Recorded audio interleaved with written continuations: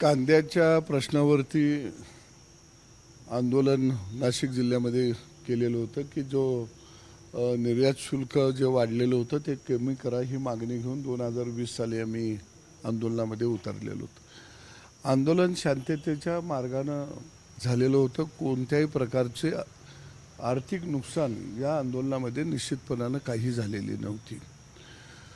परंतु त्यावेळच्या महाविकास आघाडीच्या सरकारनं राज्यामध्ये शेतकऱ्यांची आंदोलन चिरडून टाकण्याचा जणू विडाच उचललेला होता आणि त्यावेळचे तत्कालीन एसपी मला वाटतं सचिन पाटील हे होते आणि कोणत्याही पद्धतीनं दंगाधोफा न होता झालेलं आंदोलन, पण यावरती वेगवेगळी कलमं लावण्याचा आदेश हा त्यावेळचे पोलीस अधीक्षक सचिन पाटील यांनी दिला आणि आंदोलन झाल्यावर 2 तासानं त्यांनी अधिकाऱ्यांना झापलं की तुम्ही अशी किरकोळ कलमं का लावली। एकतर फार वेळ आंदोलन चाललेलंही नव्हतं आणि आम्ही त्या ठिकाणी मार्केट कमिटीमध्ये कांद्याचे भाव पाडले, शेतकऱ्यांच्यावर विचारविनिमय करायला त्या ठिकाणी गेलेलो होतो। परंतु शेतकऱ्याची पोरं ज्यावेळी अधिकारी बनतात त्यावेळी कशी मस्तवाल होतात याचं उदाहरण हे पोलीस अधीक्षक सचिन पाटील आहे। निश्चित त्यांनी दबावापोटी आमच्यावर गुन्हे दाखल केले असत याबद्दल मी काही त्यांना दोष देणार नाही, परंतु ज्यावेळी त्यांनी ज्या पद्धतीनं अधिकाऱ्यांना भाषा वापरल्या याची सगळी माहिती त्यावेळी माझ्याकडं आलेली होती आणि हेच सचिन पाटील ज्यावेळी काही प्रकरणामध्ये अडकलेले होते त्यावेळी मी मंत्री असताना 2 महिने लाळ घोटत माझ्या बंगल्यावरती बसलेले होते आणि म्हणून मला वाटतं की शेतकऱ्याच्या पोराने तर किमान शेतकऱ्याच्या प्रश्नावरती आपली मन संवेदनशील ठेवायला पाहिजे ती ही भावना नेहमीच माझ्या मनामध्ये असते।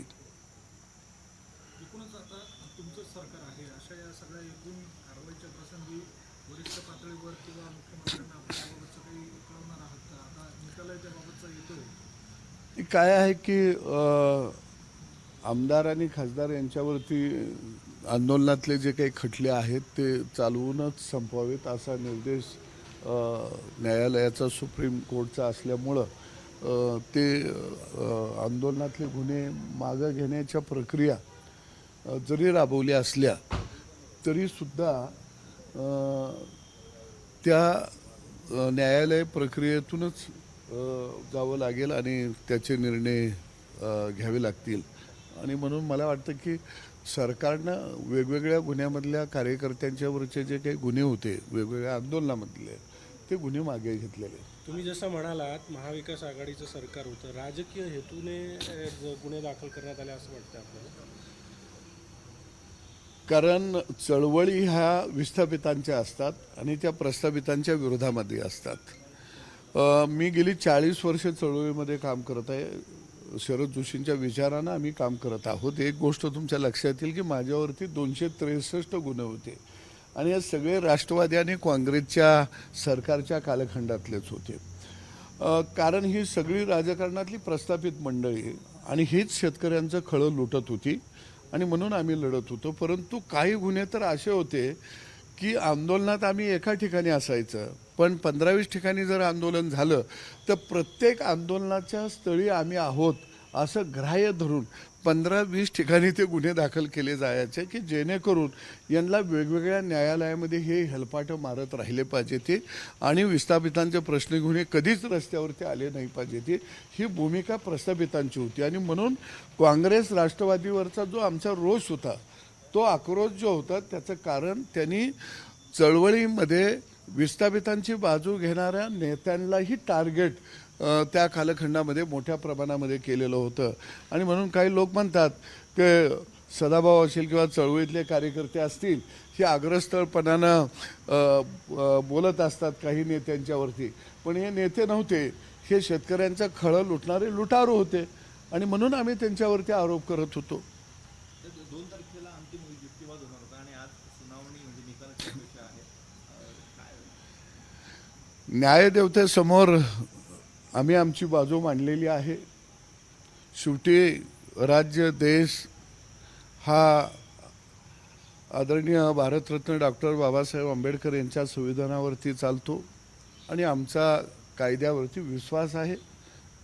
काय निर्णय येतोय हे आज का अंतिम आहे का अजून पुढं सुनावणी ढकलली जाते हे आज प्रत्यक्षात तिथं गेल्यानंतरच समजेल. तुम्ही एक दोन राजकीय प्रश्न आहेत. एक मिनिट. 2019 ला तुम्ही आंदोलन केलं, आज निर्यात शुल्क हटवलंय तरी पण कांद्याला भाव नाहीये, सरकार बदललं, परिस्थिती तीच आहे.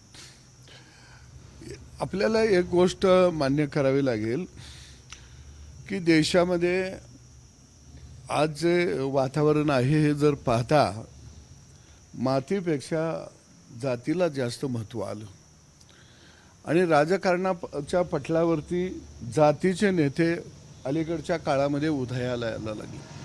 ज्याची जात श्रेष्ठ तो राजकारणाच्या पटलावरती वजनदार व्यक्तिमत्व या पद्धतीची एक नवी वाट राजकारणामध्ये आज देशामध्ये राज्यामध्ये निर्माण झालेली आहे. आणि मातीतली माणसं ही संघटित जोपर्यंत होणार नाहीत, त्यांची वोट बँक जोपर्यंत निर्माण होणार नाही तोपर्यंत शेतकऱ्याला किंवा मातीला न्याय मिळणं हे आता दूरपास्त आहे किंवा कठीण मार्ग आहे. एक दोन राजकीय प्रश्न आहेत.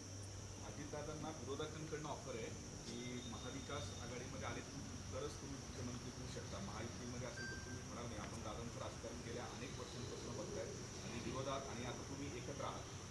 आपण याकडे कसं बघता? महाविकास आघाडीनं जे काही निमंत्रण दादांना दिलं असेल तर मला त्याच्या बाबतीत एवढंच बोलायचं आहे की 2.5 वर्ष सरकार महाविकास आघाडीचं आलं तर ते राष्ट्रवादीच्या टिकूवरती आलेलं होतं आणि त्यावेळी मग त्यांना मुख्यमंत्री का केलं नाही त्यांनी. बोलायचाच भात आणि बोलाचीच कडी, येरं माझ्या मागल्या ताक कन्या चांगल्या, ही जे काही गावाकडची म्हण आहे यानुसार आपलं फक्त हवेतले बार उडवत राहायचं. कारण महायुती एवढी भक्कम आणि सक्षम आहे की 5 वर्ष कोणत्याही प्रकारची चिंता करण्याची गरज नाही, एवढं मोठं बहुमत आहे. आणि मला वाटतं की जे नटलेले आहेत त्यांना फाटक्यानं माझ्याकडे ये आणि माझ्या निवाऱ्याला उभा राहा असा म्हणण्यातला हा प्रकार आहे. बावनकुळेंनी त्यांच्या कार्यकर्त्यांना सांगितले की आता काँग्रेस फोडा, शिवसेना झाली, राष्ट्रवादी झाली, आता काँग्रेस फोडण्याच्या हालचाली सुरू झाल्या. एक आहे की कोणताही पक्ष तो त्यांचा विस्तार करतच असतो आणि आदरणीय बावनकुळे साहेबांच्या बाबतीमध्ये जर बोलायचं झालं तर एक राज्याला चांगला कणखर महसूल मंत्री बावनकुळेंच्या रूपाने मिळालेला आहे. याचं कारण अनेक चांगले निर्णय शेतकऱ्यांच्या संदर्भामध्ये त्यांनी धडाक्यानं घ्यायला सुरुवात केलेली आहे. मी अनेक महसूल मंत्री या राज्यामध्ये बघितले, पण बावनकुळेंच्या सारखा प्रश्न जाणून घेऊन जर शेतकऱ्याला त्यातून फायदा होणार असेल तर निश्चितपणानं ते तातडीनं ऑन द स्पॉट निर्णय घेत असतात. आणि म्हणून आजच्या मंत्रिमंडळामध्ये देवाभाऊच्या एक कार्यक्षम आणि कर्तबगार मंत्री म्हणून कोण हे जर मला विचारलं तर मी सांगेन निश्चितपणानं ते चंद्रशेखर बावनकुळे आहेत. त्याचा आदर्श इतरही मंत्र्यांनी घ्यावा असं मला वाटतं. फोडाफोडीच्या बाबतीत पण आहे. मी शेवटी प्रत्येक पक्ष हा विस्तारच करत असतो. महाविकास आघाडीच्या सरकारच्या कालखंडामध्ये अनेक नेते सुसाट सुटलेले होते आणि राजकारणामध्ये फोडाफोडीला कोण जातं, बळी पडतं तर जे त्या पटलावरचे खेळाडू आहेत तेच इकडं तिकडं उड्या मारत असतात. काय असं नाही की गावातला सरपंच आला आहे आणि तो ह्या पक्षातनं त्या पक्षात गेला आहे. सत्ता बदलली की पटाटा उड्या मारायला लागतात आणि आज तेच आहे. एका बाजूला मी अनेक वेळा म्हटलं की सध्या लग्नाचा हंगाम सुरू आहे, पण गावगाड्यामध्ये शेतमालाला भाव नाही, तरुणाच्या हाताला काम नाही, त्यामुळं शेतकऱ्यांच्या लेकरांचे लग्न सोहळे थांबले आणि राजकारणातल्या नेत्यांचे प्रवेश सोहळे आता सुरू झालेले आहेत. म्हणजे लग्नाच्या मंडवळ्या ह्या राजकारणातल्या नेत्यांनी गुडघ्याला बाशिंग बांधून आता पळायला लागलेले आहेत. आणि सगळेच नेते मी पाहिलं की काही पक्षनिष्ठा वगैरे काही नसते, जिकडं सत्ता तिकडं हे गडी उड्या मारते त्यांनी बोलतात आम्हाने भागाचा विकास करायचा आहे, मतदारसंघाचा विकास करायचा आहे, जनतेचा विकास करायचा आहे. मग 50 वर्ष काय हजामती करत होता का? आणि म्हणून मला वाटतं की लोक इकडून तिकडून जातात, ह्याच्याकडं जनता काही फारसं लक्ष देत नसते. केंद्र सरकारची जलजीवन मिशन योजना आहे. गावखेड्यांमध्ये त्याला पाणी दिलं जातं.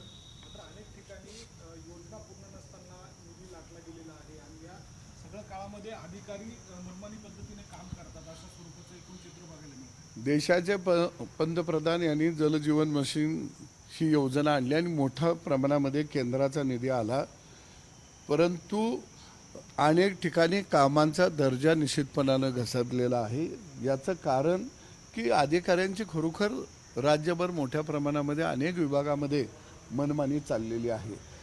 अगदी तुम्हाला घनकचरा व्यवस्थापन याच्या संदर्भामध्ये हे चांगला कार्यक्रम आहे की घनकचरा व्यवस्थापन हे त्या गावामध्ये करणं अत्यंत गरजेचं आहे. परंतु घनकचरा व्यवस्थापनचं कॉन्ट्रॅक्ट किती लोकांना आहेत राज्यामध्ये? तर त्यांनी 4-5 जिल्ह्याला मिळून 20-25 लोकांची निवड केलेली आहे, पॅनल तयार केलेले. अरे या राज्यामध्ये एवढी इंजिनिअरिंग कॉलेज काढली ती आपण, एवढे इंजिनियर बाहेर आलेले आहेत, मग आपण एका बाजूला ई टेंडरिंग पद्धत राबवलेली आहे. असं असताना 5 जिल्ह्याला 20च कॉन्ट्रॅक्टदार, असं प्रत्येक विभागामध्ये पाणी पुरवठा विभागात असं मोठ्या प्रमाणामध्ये झालेलं आहे. म्हणजे हे 5च लुटारू आहेत का? ही टोळी आहे का लुटारूंची? आणि म्हणून मला वाटतं की पाणी पुरवठा विभाग हा पाणी द्यासाठी निघालेला आहे का पाणी सामान्य माणसाचा घसा कोरडा करायसाठी निघालेला आहे? ह्याचा सुद्धा आता विचार करण्याची गरज आहे. आणि या संदर्भामध्ये मी मुख्यमंत्र्यांनाही पत्र दिलेलं आहे. शिवसेनेचे नेते संजय शिरसाट यांनी अजित पवार यांच्या अर्थ खात्यावर नाराजी व्यक्त केलेली. एकूणच महायुतीतील नेतेच एकमेकांवर गंभीर आरोप करत नाराजी व्यक्त करतात. परस्पर निधी वळवा. मला एक गोष्ट तुम्हाला सांगतो की या राज्याचं मुख्यमंत्रीपद हे का अभ्यासू व्यक्तिमत्वाकडे आहे, देवाभाऊकडे आहे. आणि प्रत्येक खातं ही जनतेशी संबंधित खातं असतं. जनतेचा विकास करण्याच्या दृष्टिकोनातूनच प्रत्येक खात्याला निधी येत असतो. आणि मला वाटतं की अर्थ खात्याने ह्यांचा निधी थांबवला, त्यांचा थांबवला, हे बोलण्यामध्ये काही अर्थ नाही आहे. कारण ज्या काही योजना आहेत, मी काही काळ मंत्री राहिलेलो आहे, आपल्याला राज्यामध्ये विकासात्मक योजना सुरू केलेल्या असतात, त्या जनतेच्या लाभाच्या योजना सुरू केलेल्या असतात. त्या प्रत्येकाला निधी देऊन राहिलेला निधी प्रत्येक खात्याला त्या किती गरज आहे याचं सगळं मोजमाप तयार होतं आणि त्या खात्याला निधी वर्ग केला जातो. परंतु काही वेळेला असं होतं की बजेट जे आहे आम्ही सादर करत असतो, याचा अर्थ तो पैसा आमच्या हातात नसतो. ते एक वर्षभराचं नियोजन असतं की एवढा पैसा आमच्याकडे येणार आहे, एवढा आल्यानंतर आम्ही त्या पैशाची विभागणी या पद्धतीनं करणार आहोत. ते एक नियोजन असतं. मग ह्याचा अर्थ असा नाही की शेतकरीसुद्धा नियोजन करतो, यावर्षी 10 एकर रान आपल्याला पेरणी करायचं आहे, 2 एकरात भाजीपाला लावायचा आहे, 3 एकरात गहू करायचा आहे, 2 एकरात ऊस करायचा आहे, आणि पाऊस नाही पडल्यावर काय करायचं? काहीच करायला येत नाही. तसं तिजोरीत जसा जसा पैसा येत जाईल तसं तसं बजेट सर्क्युलेशन होत असतं. आणि म्हणून मला वाटतं की सगळ्या योजनेची जबाबदारी ही सगळ्या खात्यांची असते, ती सामुदायिक जबाबदारी असते. त्यामुळं मला वाटतं की आता मंत्री का बोलत असतात त्यांना माहीत नाही, त्यांचा अभ्यास त्या खात्याचा मंत्र्याचा मोठा असावा. त्यांचं म्हणणं आहे की परस्पर विश्वासात न घेता किंवा न सांगता निधी वळवला, त्यामुळे मग खात्याचा उपयोग काय, असा त्यांचा आक्षेप. असा वळवला जात नसतो बिन सांगता.